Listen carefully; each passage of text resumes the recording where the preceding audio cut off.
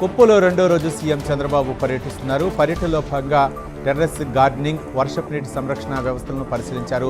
నలగంపల్లిలో net zero model గృహాలు సందర్శించారు. Roof top solar వ్యవస్థ, ఇండక్షన్ కుక్ టాప్ వినియోగంపై ఆరా తీశారు.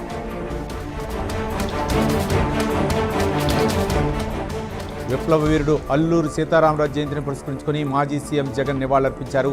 దేశ స్వాతంత్ర్యం కోసం, గిరిజనుల హక్కుల కోసం బ్రిటిష్ పాలకుల తోటాలకు ఎదురొడ్డి పోరాటం సాగించిన విప్లవ వీరుడు అల్లూరి అని కొనియాడారు. ఆయన తెగువ, పోరాట స్ఫూర్తి, అఖండ దేశభక్తి నేటి యువతకు స్ఫూర్తినిస్తూనే ఉన్నాయన్నారు జగన్.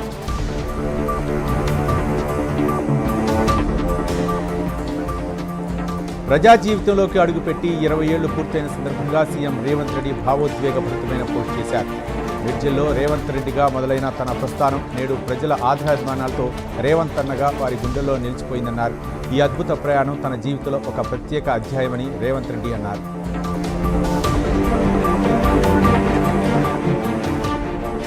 పెద్దపల్లి జిల్లా గోదావరికల్లోని లక్ష్మీనగర్ ప్రాంతంలో అర్ధరాత్రి భారీ అగ్ని ప్రమాదం జరిగింది. ఒక కొబ్బరి పూజా సామాగ్రి దుకాణంలో షార్ట్ సర్క్యూట్ కారణంగా మంటలు చెలరేగాయి. షాప్లో ఉన్న పూజా సామాగ్రి, కొబ్బరికాయలు పూర్తిగా కాలి బూడిదయ్యాయి. అగ్నికీలలు పక్కనే ఉన్న ఇతర దుకాణాలు కూడా కొంతమేర వ్యాపించాయి.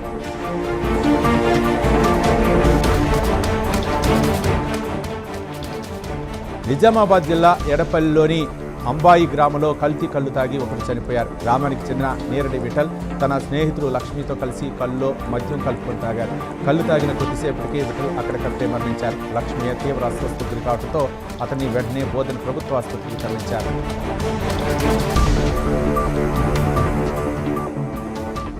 మంత్రి పొంగూరు నారాయణ ఏలూరు జిల్లాలో పర్యటించారు. ఈ పర్యటనలో ఆయన డ్వాక్రా మహిళలు నిర్వహిస్తున్న తృప్తి క్యాంటీన్ను పరిశీలించారు. క్యాంటీన్లో స్వయంగా అల్పాహారం తీసుకుని అక్కడ మహిళలతో ముచ్చటించారు.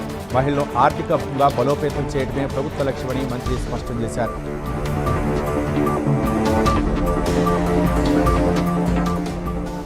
నంద్యాల జిల్లాలో అక్రమ చేపల వేట పెరిగిపోయింది. జూపాడు బంగ్లా మండలం తండతంజ చెరువులో ఎలాంటి అనుమతులు లేకుండా కొందరు దళారులు చేపల వేట కొనసాగిస్తున్నారు. ఈ అక్రమ కార్యకలాపాలపై మత్స్యశాఖ, రెవెన్యూ శాఖ అధికారులు, పోలీసులు ఎలాంటి చర్యలు తీసుకోకపోవడంతో తీవ్ర విమర్శలు వ్యక్తమవుతున్నాయి.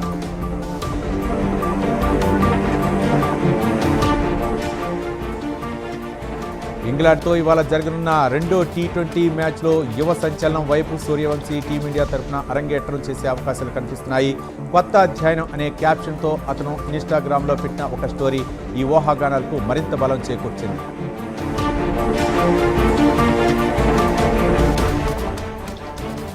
తెలంగాణ రక్షణ సేన అధ్యక్షురాలు కవితకు ఎన్నికల సంఘం కీలక ఆదేశాలు జారీ చేసింది. టీఆర్ఎస్ పేరు మార్చుకోవాల్సిందేనని స్పష్టం చేసింది. 15 రోజుల్లో 3 ప్రత్యామ్నాయ పేర్లు ఇవ్వకపోతే ఎలాంటి తదుపరి సమాచారం లేకుండా పార్టీ దరఖాస్తును మూసివేస్తామని సిఈసి వెల్లడించింది.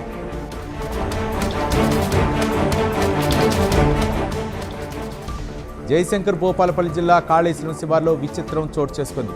3 బోర్ల నుంచి మోటార్ లేకుండానే నీరు ఊపికి వస్తోంది. 20 రోజుల క్రితం బోర్లు వేసి వదిలివేయగా బోర్ల నుండి నీరు పైకి ఊపికి రావడంతో స్థానికులు ఆశ్చర్యానికి గురవుతున్నారు. పైకి పాతాళ గంగ ఊపికి వస్తుండటంతో ఇది కాళేశ్వర ముక్తేశ్వర స్వామి ఆశీస్సులే అంటూ రైతులు ఆనందం వ్యక్తం చేస్తున్నారు.